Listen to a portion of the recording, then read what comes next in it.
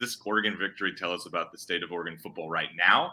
Conversely, where do you see the Ohio State season headed? Are we that great, or perhaps are they less than advertised? Not sure we fully know the answer to this question yet. Hashtag Odds and Audibles. Thank you, Matt, for this one. Another new question asker, I think. At least we haven't read one on his show, I don't believe, from Matt. So appreciate that. And thank you for the hashtag. I mean, Oregon's program has certainly elevated itself to a degree here. I mean, I think recruiting, I'll be curious to see what the recruiting fallout from this is. There were, I think there were some people that saw, Oregon players kind of making some notes to some Ohio State recruits on campus. And I think notably there was a couple of Ohio State recruits that tweeted a couple things out afterwards that were kind of interesting. So just from a recruiting perspective, and I think we're going to record a recruiting podcast this week. So be looking out for that. So we'll get into that more. But I think in terms of where the program is at right now on the field, this tells me that this is a program that's just not that is going to be up for whatever, and they're going to be up for the big moments. I think we kind of already felt that, with the exception of the Iowa State game. It's kind of an outlier. There just hasn't been a game where Oregon has showed up and not looked competitive since 2019. Yeah. 2018 was Mario's first season. He's building culture, still kind of working through kind of what the program needs to be. None of the coordinators that are currently here now were on that team. We've seen a shift, I think, and this team just feels like, and I think it starts with the culture and the process and the way they handle everything. I just go into, and I'll just say this for myself. We've already eaten crow, but I will not be predicting Oregon to lose by 3 scores again, maybe ever. Like maybe if it's an Alabama in a college football playoff game or something like that, maybe, probably not. I just don't think I look at this team under Mario Cristobal and think they're going to get blown out or that they're going to underperform or not be there for the moment. I think that was the thing that stood out to me. This was a humongous moment, and Oregon was down key players in a stadium with 100,000 people on the road, halfway across the country, not favored. They were underdogs by 2 scores, and yet they looked like the better team, the more prepared team, the more confident team. And I think that to me was what stood out the most from this game. I think it's a little bit of both. I do think Oregon is legit after seeing what they did, the personnel that they had, and the venue that they played in against the opponent that they faced. You can't walk away and think they're not a playoff contender. Like, that's just not possible. So I am buying the fact that Oregon is really good, and a playoff should be the expectation now, even if it's the 4 seed. You need to be in that discussion at the end of the year. I do think there are some worries that you have to wonder about Oregon.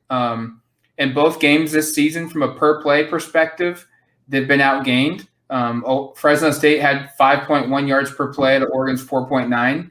And then against Ohio State, the Buckeyes had 7.2 yards per play to Oregon's 6.9.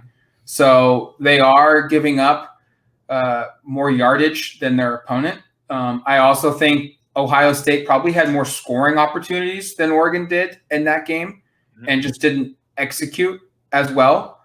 Or you have to give your credit to Oregon there. I mean, they were a big factor in that, but in theory, that could have been a game where if they just kicked field goals instead of going for it on 4th down, Oregon loses that game by 3 points or by 2 points. So Oregon had opportunities to get off the field. They took advantage of them, but Ohio State left points on the board. They had more scoring opportunities. So, I think if they played again, Ohio State probably would still be the favorite, but it wouldn't be 14. It might be only 1 or 2 points. But that's why you play games. And in a 1-game playoff situation, Oregon was by far the better football team. I think the fact that they dominated an Ohio State team in the trenches is phenomenal for the long-term prospectus of this Oregon team. CJ Verdell right now is doing yeoman's work on the ground and having a much better season through 2 games than I was anticipating. I mean, he's averaging 6.2 yards per carry. He's got 3 touchdowns. He's got 235 yards of rushing, and he's only had 2 negative yardage plays. Or he's only lost 2 yards all season so far on 38 carries, which is pretty remarkable. So, I think up front, Oregon is a lot better than we anticipated, and that's probably going to be why this Oregon team is going to be legit and I think make the playoffs. So the state of the Oregon program question has already been answered. So I'll go with, where is Ohio State's season going to go from here? I looked at their schedule real quick. Their next 3 games are kind of cakewalks, sleepers: Tulsa, Akron, and Rutgers. I mean, no one really excites you there.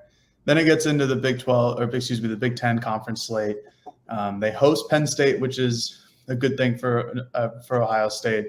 They head to Nebraska, which could be a tough test. Then again, it's Nebraska. And then they finish the year with both Michigan teams at the Big House in Michigan to end the season, and they host Michigan State. So if you look at Ohio State just as a general perspective, this is a team that could only have 1 loss in the end of the year, and that just to Oregon. That Penn State game is going to be big. I do think they could pull it out because it's at home, and I don't think Penn State has the offense to keep up with Ohio State. But if that hypothetically happens and Ohio State goes 11-1 and Oregon loses a game later on in the season, that's still – Ohio State's going to be a top 5 team with that 1 loss, because their 1 loss is going to be to potentially a top 5 team. Okay. So I think it's important to look at that perspective as well. This Ohio State team is good. It's really good. A lot of people thought it was elite. Maybe it's not elite. Maybe it's just very good. And I think a lot of people thought Oregon was a good team. Well, I think after Saturday, we can put them into that very good category. I think this year in college football, there is a elite team, 1, singular. It's Alabama. They're just going to be the elite team all year long, and that's just how it's going to go. So I would think Oregon, to answer the question, is better than advertised. I think Ohio State isn't as good as advertised, but still a very good football team.